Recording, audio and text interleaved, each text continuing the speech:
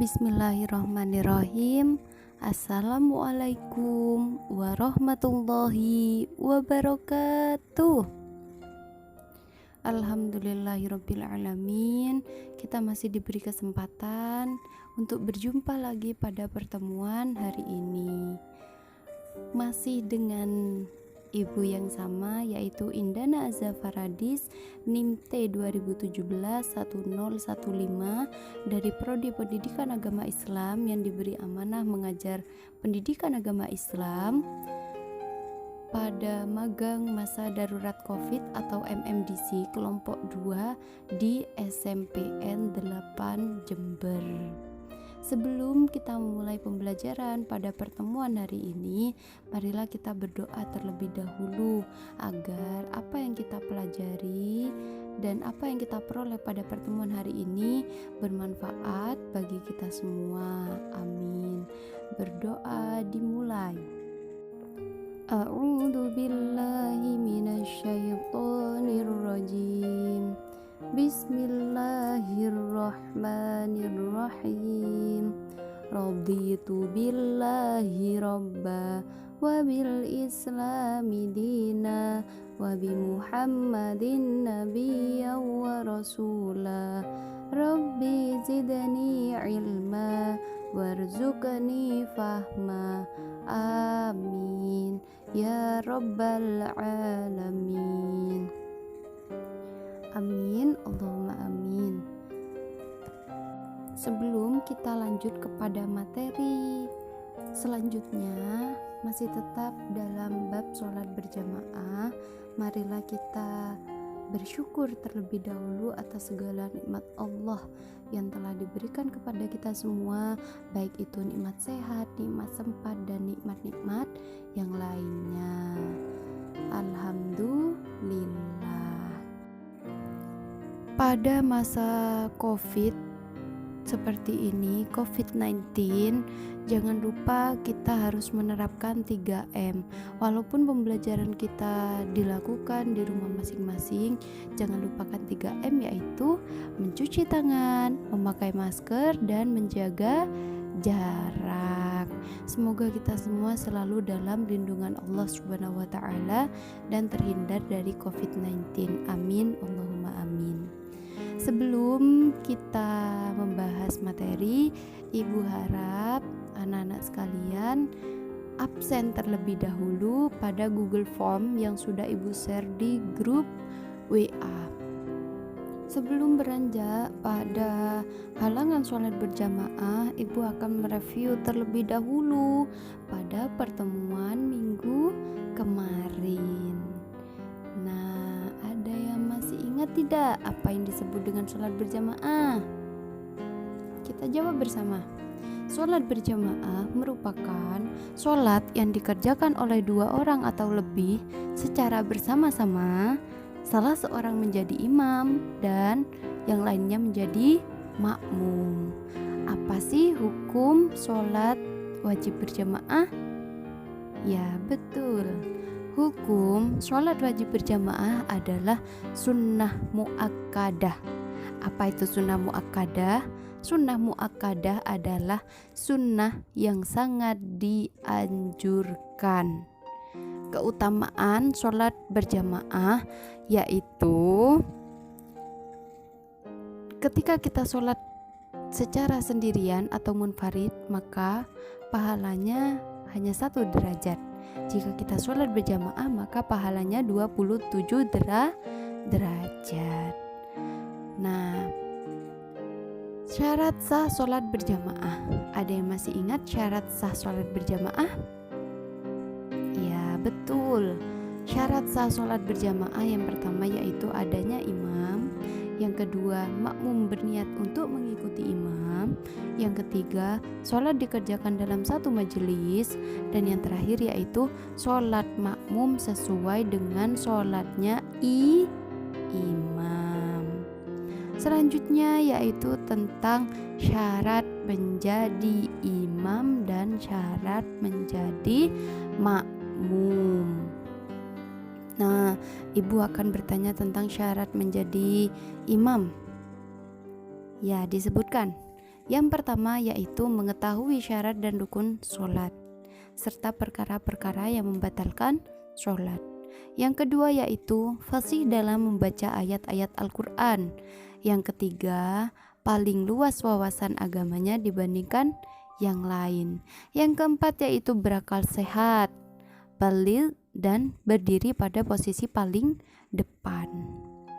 Yang terakhir yaitu tidak sedang bermakmum kepada orang lain. Review yang terakhir tentang makmum masbuk. Apa sih yang disebut dengan makmum masbuk? Ya, makmum masbuk adalah makmum yang tidak sempat membaca surat Al-Fatihah bersama dengan imam di rakaat pertama. Lawan katanya adalah makmum muwafiq. Apa sih yang disebut dengan makmum muwafiq? Makmum muwafiq adalah makmum yang dapat mengikuti seluruh rangkaian sholat berjamaah bersama dengan imam. Nah, baru kita sekarang membahas tentang halangan sholat berjamaah. Halangan sholat berjamaah, faktor-faktor yang menjadi halangan sholat berjamaah yang pertama yaitu hujan yang mengakibatkan susah menuju ke tempat sholat berjamaah. Nah, semisal di suatu hari hujannya itu sangat deras dan bisa dikira-kirakan bahwa berpotensi untuk tsunami atau berpotensi untuk banjir, maka kita bisa atau diperbolehkan untuk sholat berjamaah di rumah dengan keluarga kita. Semisal salah satu keluarga kita melakukan kerja atau sedang kerja di luar rumah, maka kita diperbolehkan untuk sholat sendirian atau disebut dengan munfarid. Yang kedua, halangan sholat berjamaah yaitu angin kencang yang sangat membahayakan. Nah, jika berpotensi angin puting beliung ataupun angin-angin yang lainnya, jika kita keluar rumah nanti akan ada pohon yang tumbang atau ada tiang listrik. Nah, tiang listrik yang roboh. Jadi kita boleh melaksanakan sholat berjamaah di rumah saja atau kita melaksanakan sholat munfarid atau sholat sendirian di rumah. Yang ketiga, halangan sholat berjamaah yaitu sakit yang mengakibatkan susah berjalan menuju ke tempat sholat. Nah, sakit yang mengakibatkan susah berjalan menuju ke tempat sholat berjamaah seperti sakit stroke. Nah, sakit stroke itu kan tidak bisa untuk berjalan menuju ke masjid untuk melaksanakan sholat berjamaah. Maka orang yang sedang sakit keras seperti itu boleh melaksanakan sholat berjamaah di rumah atau melaksanakan sholat sendirian di rumah. Yang keempat yaitu sangat ingin buang air besar atau buang air kecil. Ketika sudah iqomah, nah tiba-tiba perut kita sakit dan kemungkinan kita akan buang air kecil atau buang air besar ke kamar mandi terlebih dulu. Jadi ketika kita melakukan buang air besar dan tidak memungkinkan untuk sholat berjamaah ke masjid, maka diperbolehkan kita melaksanakan sholat berjamaah di rumah saja ataupun kita sholat munfarid atau sholat sendiri di rumah. Dan yang terakhir, halangan sholat berjamaah yaitu karena baru makan makanan yang baunya sukar dihilangkan seperti bawang, petai, jengkol, dan sejenisnya. Nah, jika kita makan petai atau makan jengkol, otomatis mulut kita akan merasa bau, dan ketika kita sholat berjamaah di masjid, jamaah lain bisa terganggu karena bau yang disebabkan oleh mulut kita karena kita sudah memakan petai atau kita memakan jengkol. Nah, yang keempat yaitu tentang tata cara sholat berjamaah. Sholat berjamaah juga memiliki tata cara. Apa saja sih tata cara sholat berjamaah? Nah, praktik sholat berjamaah, sholat wajib berjamaah adalah yang pertama, sholat berjamaah diawali dengan azan dan iqomah. Tetapi kalau tidak memungkinkan, cukup dengan melakukan iqomah saja.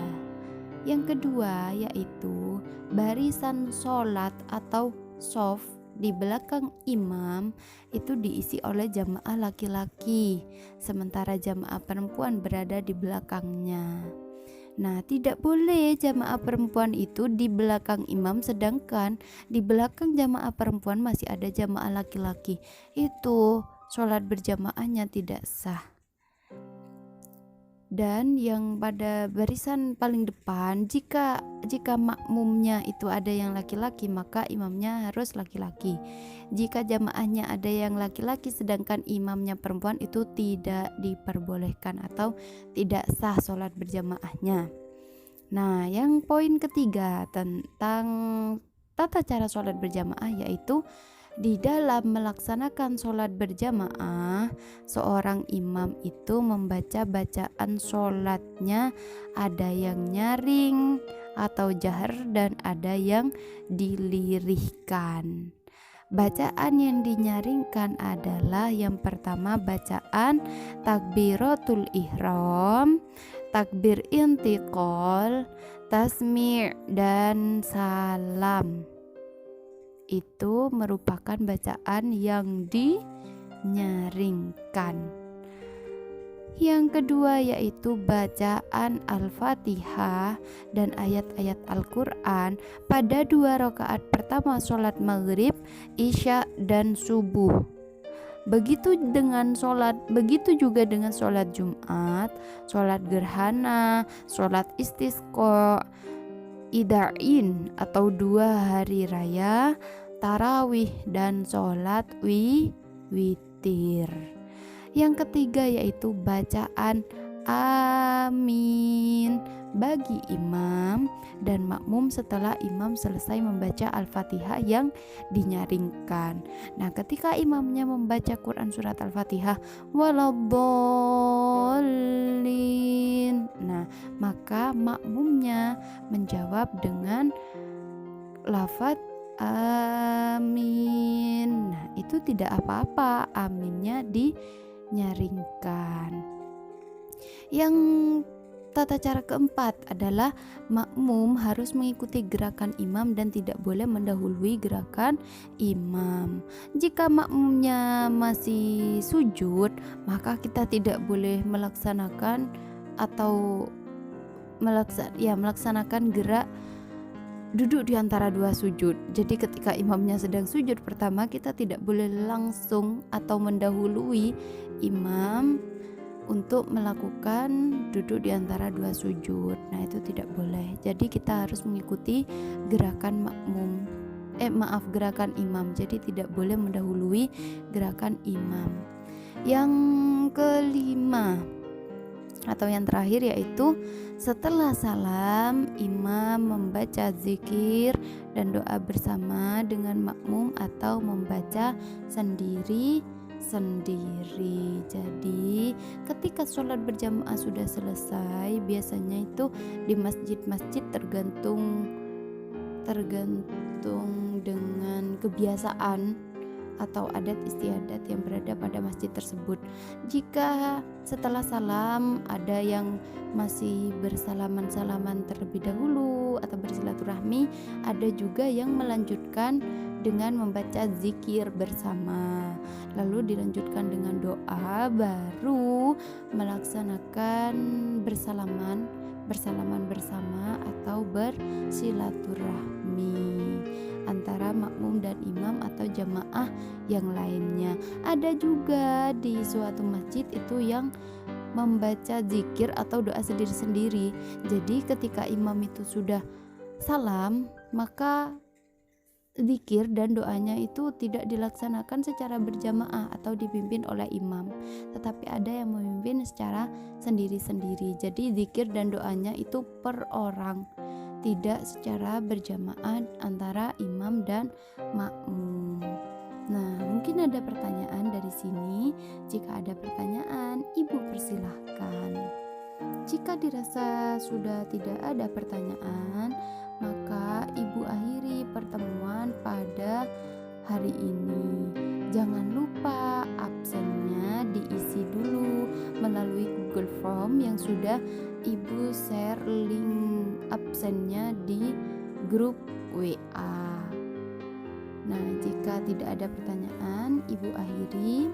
Terima kasih atas segala perhatian dan mohon maaf jika ada tutur kata yang kurang berkenan. Terima kasih. Wassalamualaikum warahmatullahi wabarakatuh.